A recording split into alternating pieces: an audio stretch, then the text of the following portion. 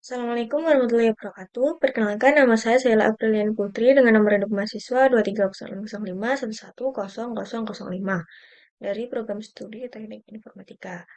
Pada kesempatan ini, saya akan mempresentasikan tugas project based learning saya pada mata kuliah Interaksi Manusia dan Komputer dengan judul Analisis Paradigma Interaksi dan Perancangan Solusi pada Aplikasi Spotify.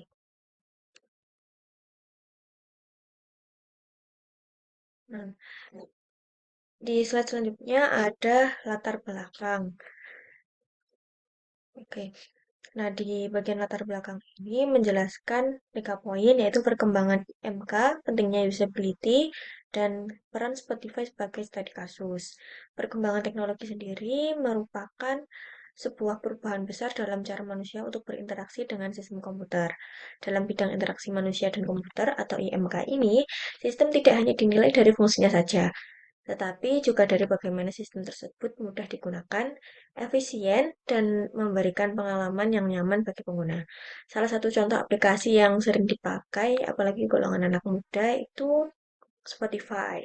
Spotify dipilih sebagai objek penelitian pada kali ini karena memiliki eh, kemampuan yang sangat intelijen, ya, sangat pintar untuk memutar musik sebagai sarana hiburan gitu. Nah, Spotify ini sudah menerapkan berbagai paradigma interaksi modern seperti interaksi langsung dan sistem rekomendasi otomatis.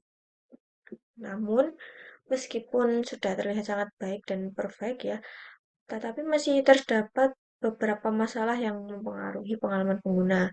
Oleh karena itu, diperlukan analisis lebih lanjut. Nah, di sini terdapat 3 rumusan masalah. Yang pertama ada navigasi kompleks, yaitu navigasi pada aplikasi Spotify terasa kompleks karena banyaknya menu, fitur, dan jalur akses yang harus dilalui pengguna. Tuh. Kemudian ada overload konten. Spotify menampilkan terlalu banyak playlist, rekomendasi, dan kategori dalam satu halaman. Kondisi ini menyebabkan pengguna mengalami kebingungan dalam memilih karena terlalu banyak pilihan yang tersedia sekaligus. Kemudian yang ketiga ada kurangnya kontrol user. Pengguna memiliki keterbatasan dalam mengatur atau mengontrol rekomendasi yang diberikan oleh sistem. Hal ini membuat pengguna tidak sepenuhnya dapat menentukan jenis musik yang ingin ditampilkan sesuai preferensi mereka. Lanjut ke paradigma interaksi.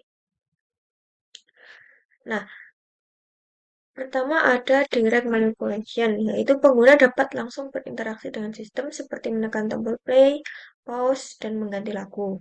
Kedua, ada multimodality, yaitu penggunaan berbagai media seperti audio, visual, dan teks secara bersamaan. Contohnya itu seperti kita ngeplay satu musik, itu biasanya ada lirik, kemudian ada MV-nya, dan juga ada audionya, gitu. Yang ketiga ada agent based dan context aware, yaitu sistem yang secara otomatis memberikan rekomendasi berdasarkan kebiasaan pengguna. Paradigma-paradigma ini membuat Spotify menjadi aplikasi yang interaktif dan mudah digunakan. Kemudian ada analisis UX atau user experience. Dari sisi UX-nya, Spotify memiliki beberapa kelebihan, seperti aplikasi ini mudah digunakan, tampilannya menarik, dan mampu memberikan rekomendasi musik yang sesuai dengan selera pengguna. Namun, juga terdapat beberapa kekurangan. Yang pertama, terlalu banyak konten yang ditampilkan dalam satu halaman, sehingga membuat pengguna bingung. Kemudian yang kedua, ada kurangnya kontrol yang bisa diakses oleh pengguna, sehingga rekomendasi yang diberikan itu terkesan ngawur, gitu. Hal ini menunjukkan bahwa meskipun sistem sudah baik, masih terdapat ruang untuk perbaikan. Nah, ini pada intinya dari sisi user experience, Spotify memiliki banyak kelebihan seperti kemudahan pengguna dan tampilan. Kemudian terdapat kekurangan juga seperti overload informasi dan kurangnya kontrol pengguna terhadap rekomendasi. Oke, lanjut pada bagian permasalahan. Nah, di sini tuh sebenarnya ada 3, ya. Ada tiga permasalahan utama yang ditemukan. Yang pertama, navigasi yang kompleks karena banyaknya menu dan fitur yang tersedia. Yang kedua, adanya overload konten karena terlalu banyak playlist dan rekomendasi. Kemudian yang ketiga, adanya kurang kontrol pengguna terhadap sistem. Ketiga masalah ini dapat menyebabkan pengguna merasa bingung, kesulitan memilih, dan kurang nyaman saat menggunakan aplikasi Spotify. Nah, di balik sebuah permasalahan pasti ada sebuah solusi juga. Nah, di sini slide pada page ketujuh ada desain solusi.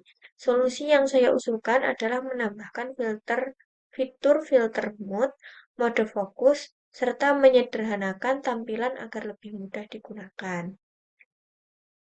Yang pertama, yaitu filter mood. Filter mood digunakan agar pengguna dapat memilih musik berdasarkan suasana hati, seperti happy, sad, atau chill, dan mood-mood yang lainnya, begitu.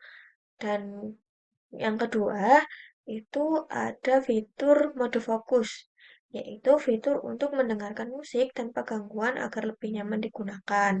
Bisa dicontohkan seperti kita sedang belajar dan ingin mendengarkan musik agar lebih rileks dan fokus, itu bisa mengaktifkan mode fokus. Kemudian yang ketiga ada simplifikasi UI atau user interface. Yang dimaksud simplifikasi UI yaitu menyederhanakan tampilan agar lebih mudah dipahami dan tidak terlalu padat. Jadi lebih enak dipandang oleh mata begitu.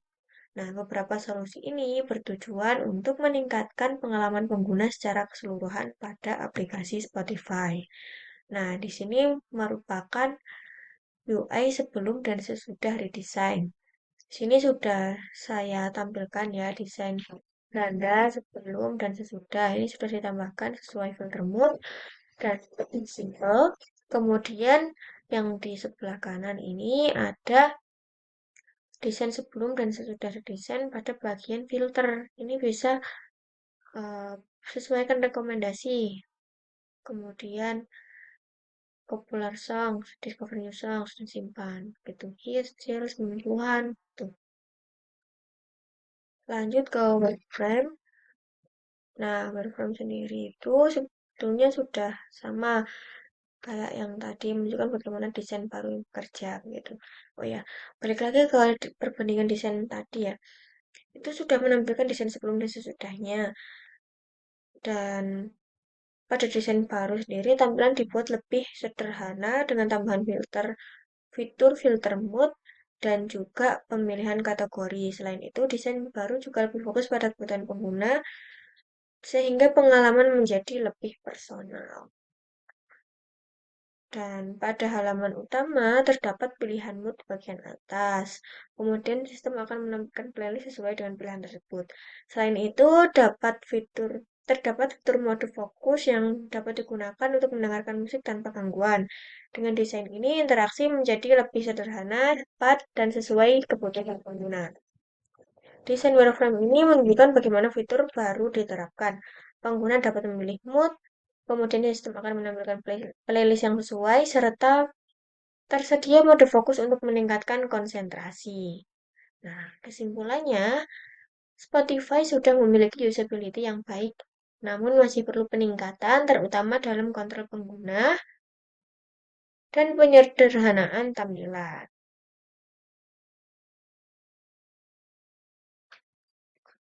Thanks for attention. Terima kasih. Mungkin itu saja yang dapat saya sampaikan. Kurang lebihnya saya mohon maaf. Wassalamualaikum warahmatullahi wabarakatuh.